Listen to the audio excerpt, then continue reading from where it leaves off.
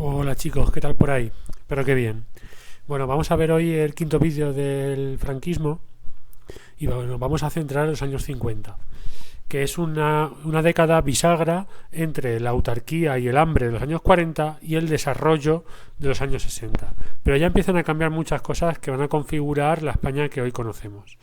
Lo primero, que ya os hablé de que Franco fue una persona muy habilidosa, que supo no caer cuando cayeron los fascismos en Europa y hacerse valer de ser un baluarte en contra del comunismo cuando se produce la Guerra Fría. Y ese contexto de dos bloques enfrentados nos coge a España en medio. Y España, la España franquista, que era profundamente anticomunista, se granjea el apoyo de Estados Unidos, que es, digamos, el pase para conseguir salir del aislamiento internacional. Bueno, pues ese tipo de habilidades es de las más habituales de Franco. Nosotros nos encontramos un contexto en el que España sufre una posguerra durísima, con muchísima hambre, con la cartilla de racionamiento, etcétera. Pensar que los países de la Segunda Guerra Mundial salieron antes de la posguerra que España, y eso que la Segunda Guerra Mundial fue después. Las negociaciones de Estados Unidos cristalizan en el llamado Pacto de Madrid, por el cual Estados Unidos establece en España 4 bases militares: Rota, Morón, Zaragoza y Torrejón de Ardoz. Pero España, que quería ingresar en la OTAN, pero es vetada por el resto de países. Además, Estados Unidos se aprovechó de la posición estratégica española, introduciendo armas atómicas en estas bases sin permiso del gobierno franquista. El gobierno franquista protestó, pero las protestas cayeron en saco roto y Estados Unidos introdujo armas nucleares en las bases estadounidenses españolas. Por lo demás, sirvió también para que el régimen de Franco fuera poco a poco reconocido, y yo creo que el máximo exponente de este momento es el ingreso en la ONU de España en 1955, y también se produce la visita del presidente de Estados Unidos, Eisenhower, que tenéis en la foto, que además había sido el comandante en jefe de las fuerzas aliadas durante la Segunda Guerra Mundial. Esa visita en el 59 fue el culmen de la década. Además, el reconocimiento internacional llega también del concordato, que había sido planteado en los años 40, pero había sido rechazado por el Vaticano, y el concordato que por fin llega a España. Es el triunfo de lo que llamábamos ayer el nacionalcatolicismo. Consagraba la confesionalidad católica española, establecía un presupuesto de culto y clero y reconocía a la Iglesia amplísimos derechos en la enseñanza. En España se iba a llevar a cabo una enseñanza católica, y al mismo tiempo la Iglesia católica libera en parte al Estado del gasto en educación, ¿vale? Es una educación en la que tanto el Estado como la Iglesia están totalmente de acuerdo, y la Iglesia la lleva a cabo, esta enseñanza católica, con un montón de congregaciones, pues que hoy nos suenan, ¿verdad? Y que hoy en día pues serían colegios concertados, colegios privados, etcétera. Bueno, más cosas que podemos hablar. En 1956 Francia declara la independencia de la parte de Marruecos que ellos tienen en protectorado, lo cual arrastra a España a declarar también la independencia de la parte española. Así que Marruecos aparece como un país nuevo, independiente de España, y perdemos estas colonias. Por lo demás, se llega al fin de la política autárquica con el abandono de la cartilla de racionamiento en 1952. Se liberalizan los precios, ya los precios ya no están controlados por el Estado, con lo cual desaparece prácticamente el extraperlo, y los salarios, eso sí, siguen bloqueados.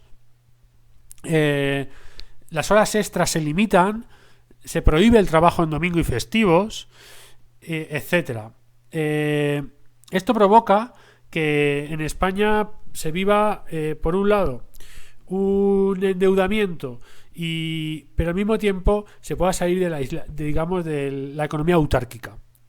La ayuda estadounidense, que se establece con los pactos con Estados Unidos, que fueron protagonistas, por ejemplo, el chocolate o la leche en polvo, pues hace que venga material bélico, empresas extranjeras de vehículos, etcétera. Abandonemos estos inventos como el gasógeno de la época anterior, introducen petróleo en España y ayudan a alimentar a la población. Además, empieza ese fenómeno aperturista a traer algo que en el futuro va a ser la espina dorsal de nuestro país, es el auge del turismo.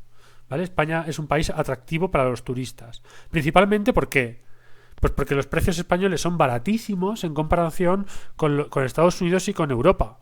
Por lo tanto, ellos venían aquí con sus monedas extranjeras y el cambio de la divisa española, que era una moneda muy devaluada, pues les permitía a ellos, digamos, vivir holgadamente, y por tanto era un país, pues eminentemente, se convierte en un país eminentemente turístico. Por lo demás, después de diversos roces y con la incursión de Carrero Blanco en el gobierno, Carrero Blanco convence a Franco de que lo mejor es alejarse lo máximo posible de la falange española. Los falangistas básicamente desaparecen del gobierno y son sustituidos por los que se han llamado los tecnócratas, que son personas formadas en universidades españolas, casi todos miembros del Opus Dei. El Opus Dei es un instituto secular católico. O sea, es un instituto formado por miles de seglares, pero que se comprometen a llevar una vida santa, una vida en la que los valores de la Iglesia Católica pues son los ideales. Es una institución, por tanto, conservadora que va a nutrir al Estado de estos puestos en los ministerios más importantes. Eso va a propiciar que se empiecen a pensar en una economía moderna. Porque al final los ministros falangistas pues carecían de estudios superiores o están bastante limitados en estos fenómenos económicos modernos. Se lleva a cabo bajo estos ministros del Opus Dei, estos tecnócratas, un plan de estabilización basado en, por un lado, apretar el cinturón, recorte de gasto público, restricción del crédito, congelación de salario, limitación de horas extraordinarias, devaluación de la peseta, y por otro, dejar de intervenir el Estado en la economía para que la empresa privada en un país barato como España resurja y cree empleo, y al mismo tiempo intentar evitar el fraude impositivo. Con lo cual, gastar poco, dejar que la empresa privada se establezca en España y así crear empleo.